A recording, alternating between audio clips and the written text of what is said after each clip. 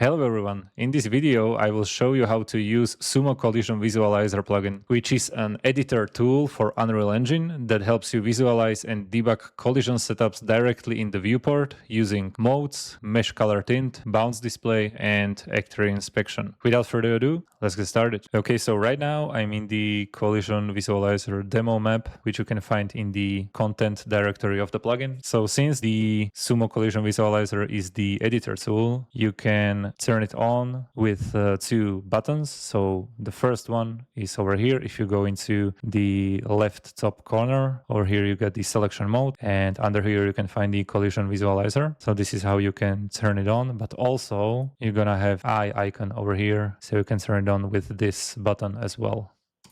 So let's turn it on. Let's put the window over here. If you look at the menu here, we got the option to activate or deactivate. So let's activate the collision visualizer.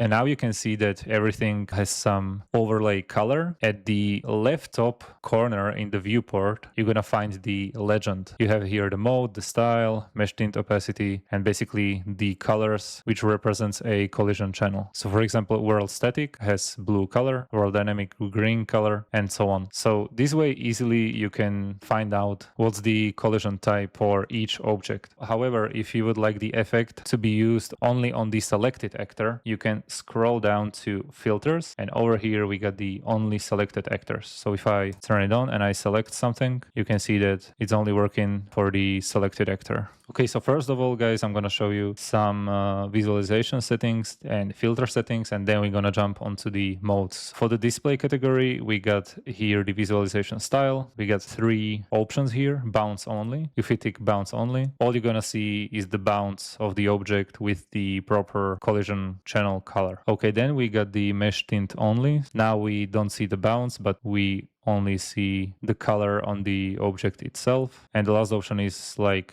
bounce and mesh tint together, so these two but combined together. So you also have the bounce and also have the mesh tint color on the object. Now you can tweak the values with the mesh tint opacity. Let's do 0.1 for example, or 0.5, and you can see that I'm changing the opacity. Then we got the bounce thickness, so if I go to 1, the bounce changed, and if I go to 8, you can see that it's really thick. Okay, then we got draw component centers. Actually, if you want to see the draw component centers, we need to untick the only selected actors. So right now you can see that we got the center of the object, and if I turn this off, the little dot in the middle of each actor will disappear. Okay, the next is filters.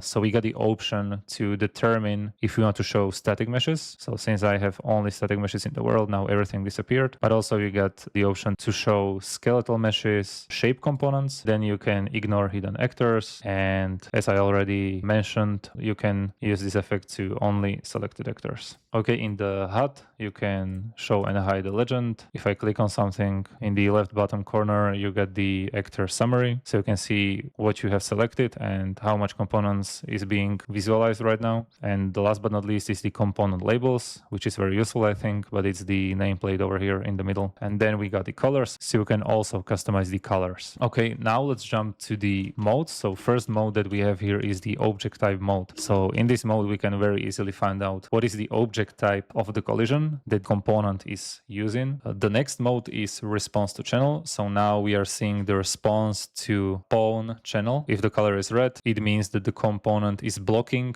the pawn, yellow is overlap, and the rest. So as you can see, this guy is ignoring the pawn collision channel. Okay, so let's check. If I go over here in the details panel in collision section, we can see that this guy is ignoring the pawn. However, if we turn it to, I don't know, let's do overlap.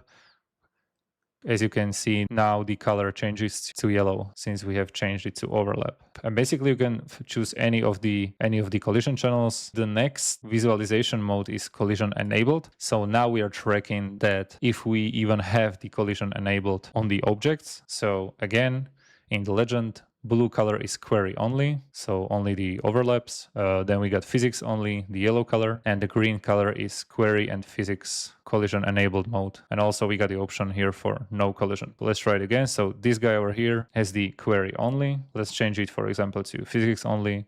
As you can see, the color changes.